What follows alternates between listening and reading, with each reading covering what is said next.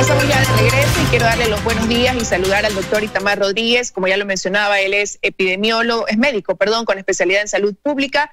Bienvenido, doctor, gracias por acompañarnos. Buenos días, muchas gracias por su invitación. Gracias a usted. Bueno, quisiera empezar la entrevista con usted consultándole o pidiéndole su opinión, su visión general quizás de esta pandemia que está afectando al mundo y de la que nosotros no estamos exentos. Un mes después de que, y bueno, analizar quizás también cómo ve la situación un mes después de que aquí en el Ecuador conocimos del primer caso. Bueno, muchas gracias, Liz. En efecto, al día de hoy conocemos que esta pandemia ya ha tomado prácticamente casi todos los países del mundo y que ha tenido distintos efectos de acuerdo al sistema y al gobierno que lo haya enfrentado. Lo que hemos podido ver al día de hoy es que todos aquellos países que destinaron oportunamente todos los recursos posibles para poder contener han tenido mejores resultados que otros. Al día de hoy vemos, por ejemplo, una gran diferencia entre lo que ha ocurrido en España e Italia, que si bien llegaron a tener un número de afectados muy altos, en este momento España ya ha entrado aparentemente en un descenso de la curva, mientras que Italia todavía no logra aplanarla. De igual forma vemos que países poderosos como Estados Unidos y Brasil lamentablemente siguen incrementando el número de infectados y de muertos. Esto aquí nos debe llamar la atención a muchas cosas. Se ha hablado mucho de que el mundo no estaba preparado para responder a esta pandemia. Y en efecto, tal vez es algo que tomó a un gran número de países fuera de base. Sin embargo, es importante y lo que deberíamos nosotros buscar y propender es a que nuestros gobiernos tengan la flexibilidad, la plasticidad para responder rápidamente y adaptarse. Si bien es cierto que no se pudo estar preparados, es responsabilidad de los gobiernos y los sistemas responder de la mejor forma posible y rápidamente para que una vez instaurada la epidemia no ceje demasiadas vidas. En ese sentido, creo que Ecuador ha hecho grandes esfuerzos, hay que reconocer que ha hecho grandes esfuerzos. Sin embargo, tenemos que mirar los resultados. Y en los resultados creo que todavía tenemos tareas pendientes. Por ejemplo, una de las cosas que observamos dentro del país es que se ha creado una fuerza de tarea para resolver el problema de los cadáveres a nivel de Guayaquil en específico, y sin embargo no se logra resolver. Entonces, cuando nosotros desarrollamos un procedimiento y no vemos los resultados de manera inmediata, los que esperamos, eso nos indica pues que algo está pasando y que tenemos que corregirlo. De igual forma, por ejemplo, vemos que la cuarentena ya ha pasado a los 14, a los 15 días, y sin embargo vemos poblaciones en donde todavía la ciudadanía no cumple con la cuarentena. Eso nos indica que los mensajes no están llegando de la forma adecuada, que los mensajes no están siendo interiorizados por la sociedad. Eso obliga, en este caso, a los responsables, a los que están liderando la respuesta dentro del país, a cambiar de estrategia.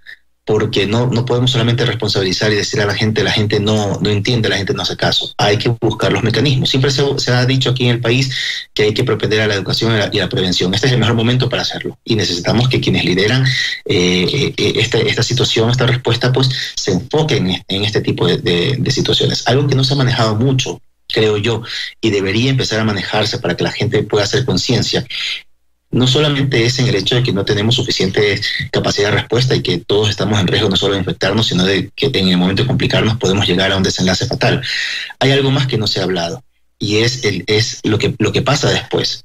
Una vez que las personas se recuperan del estado crítico, hay que recordar que existe este virus, produce un daño en la membrana alveolar, produce un daño en los pulmones, produce una fibrosis en los pulmones. ¿Qué significa eso? Significa que si terminamos enfermándonos, terminamos poniéndonos críticos y tenemos la suerte, la bendición de superarlo y no fallecer, vamos a tener una discapacidad, vamos a tener un problema pulmonar para toda nuestra vida, muy similar al EPOC, que es esa enfermedad que le da sobre todo a las personas fumadoras.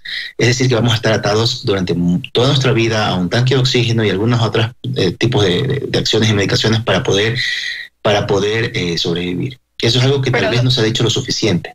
Y es importante que la gente lo sepa para que sea un poco más consciente de los cuidados que debe tener. Ahora, doctor, pero quizás mientras lo escuchamos, muchos se preguntarán cómo pensar en el después, cuando estamos pensando en el día a día, cómo superar esta pandemia, ¿no? Entonces, ahí, ¿cuál debería ser quizás la estrategia? Porque usted mismo mencionaba, quizás ya llevamos varios días en esta cuarentena y vemos que sigue habiendo gente en las calles, es momento de replantear esa estrategia a lo mejor por parte del gobierno porque el mensaje no está calando, porque hay varias circunstancias que impiden que ese mensaje se pueda cumplir a cabalidad también, y analizando dependiendo de cada ciudad. Entonces, ¿cuál debe ser ahí la estrategia? Porque por un lado hay que pensar en el ahora, en cómo tratar de contener esta situación, y por otro lado, en lo que se nos viene. Sí, 100%, tiene toda la razón, Liz. Creo que es importante lo que acabo de mencionar, porque tal vez teniendo conciencia del mañana, la gente puede cuidarse mejor hoy, pero tiene razón en lo que menciona. Y algo que tal vez no se ha utilizado lo suficiente es la acción y la organización comunitaria. En otros países con mayor cantidad de recursos se han movilizado todos los recursos para mantener a la gente encerrada, en cuarentena, controlar mejor, etcétera. Nuestro país no tiene recursos, así de simple. Ha quedado demostrado a pesar de que se diga lo contrario. Y por ese motivo hay que echar mano de todo lo que esté disponible. Y una de las cosas que están disponibles es la organización comunitaria. No basta solamente con decirle a la gente quédese en su casa, porque la gente necesita comer, la gente necesita alimentarse. Y si la persona no tiene trabajo, pues obviamente va a tener que salir a buscar cómo alimentar a su familia. Y si el Estado no tiene los suficientes recursos para alimentar a todo el 100% de la población necesitada, tiene que propender a la organización social.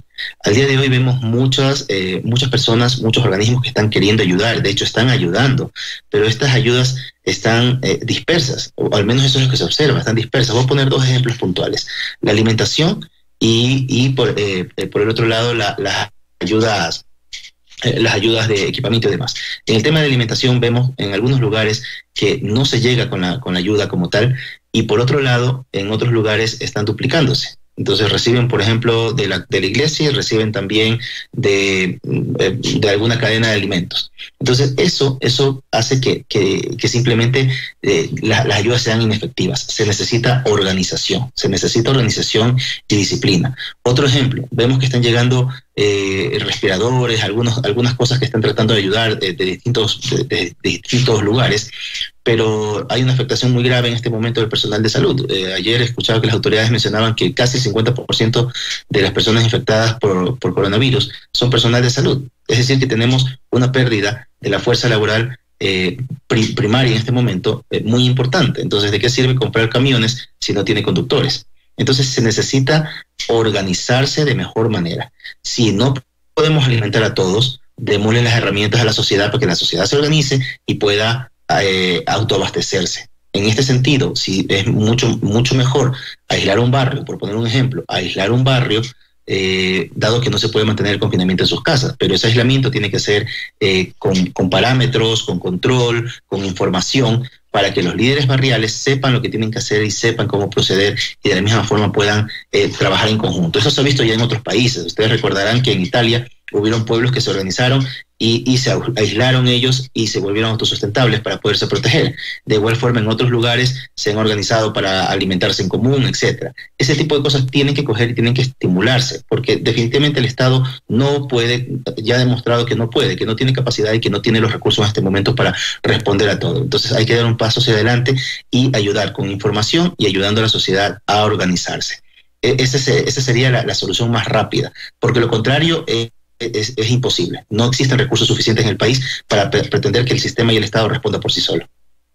Ahora, y usted arrancaba esta entrevista haciendo una contextualización a nivel mundial y ponía como ejemplo lo que pasa en España, que ya han dado a conocer que ha disminuido considerablemente su porcentaje de contagios y de víctimas mortales a causa de esta enfermedad, cosa que Italia todavía no logra. Y ya China pues ha pasado 3 meses desde que comenzaron ellos con esta pandemia, y ya también ha logrado controlar el número de contagios. Analizando eso y viendo la realidad del Ecuador, ¿cómo ve usted quizás se proyecta la curva aquí en el país para llegar a ese momento en que las medidas comiencen a surtir efecto, comencemos a ver quizás que se detenga este número de contagiados o que comience a disminuir? Lamentablemente para nuestro país creo que va a tomar todavía bastante tiempo. ¿Por qué motivo?